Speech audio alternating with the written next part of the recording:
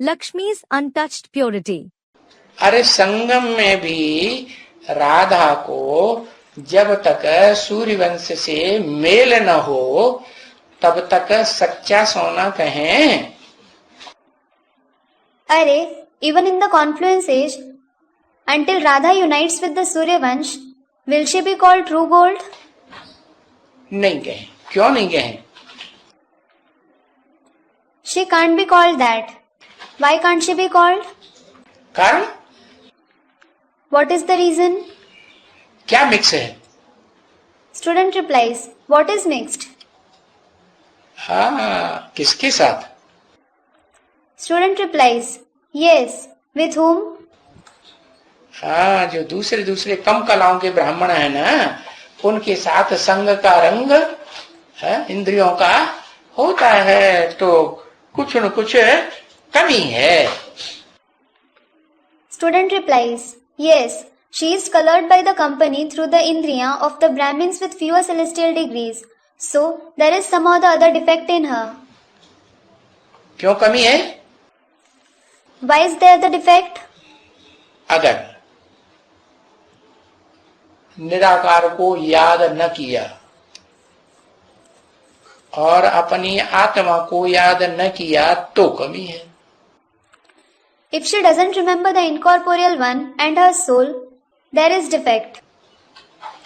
लेकिन चंद्रवंशी में कोई ऐसी आत्मा भी तो हो सकती है जो सिवाय एक निराकार के ज्योति बिंदु के और किसी को याद नहीं करे।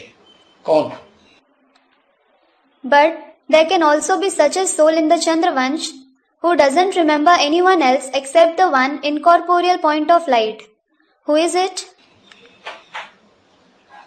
है ब्रह्मा बाबा। Brahma Baba.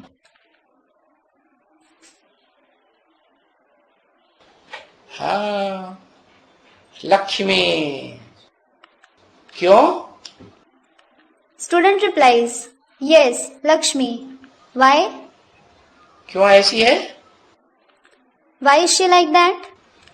क्योंकि कन्याओं माताओं को संग का रंग लगता तो है, पुरुषों को नहीं लगता। पुरुषों को भी लगता है, लेकिन सच्चाई से पुरुषार्थ कौन करते हैं? It is because the maidens and the mothers are certainly affected by the color of the company. But aren't the males affected by it? The males are also affected. But who makes Purusharth truly? पढ़ाई कौन पढ़ते हैं? Who study the teachings? कन्या माताएं जो हैं, पवित्रता की पावर ज्यादा होने के कारण उनमें पवित्र जो है संकल्प ज्यादा ठहरता है। Student replies, yes, because of having more power of purity, pure thoughts stay more in the maidens and the mothers. तो राधा जो है उसमें प्योरिटी की पावर शरीर की ज्यादा है या आत्मा की ज्यादा है? So, does Radha have more power of purity of the body or of the soul? शरीर की प्योरिटी की पावर जन्म जन्मांतर की पावर है, जैसे शास्त्रों में लिखा है ना। She has the power of the purity of the body for many births, just like it has been written in the scriptures. Parvati का क्या विरुद्ध था? What was the oath of Parvati? वरों Shambhu न तू रहो कुंवारी। Varahu Shambhu na to rahu kuwari. It means, I will either wed Shambhu, a name of Shankar, or stay a maiden. माने देह के आधार पर जो संग लेना है वो गहरा संबंध जो है पति पत्नी का होता है ना। It means, if I have to take the company through the body, the relationship of the husband and wife is deep, isn't it? वो उस हिसाब से अगर ये संग लेना है तो एक आत्मा के साथ संग लेगी और दूसरों के साथ संग नहीं लेगी। If she has to take the company through that relationship, she will take the company of one soul and won't take the company of others. तो उस आत्मा में पवित्रता के इतने गहरे संस्कार जन्म जन्मांतर के भरे हुए हैं, इसलिए हाँ। So, that soul has such deep sanskars of purity in her for many births. This is why, yes. इसलिए दूसरों के साथ संग का रंग तो लेती है, दृष्टि का लेन देन तो करती है, लेकिन निराकार को भूलती है।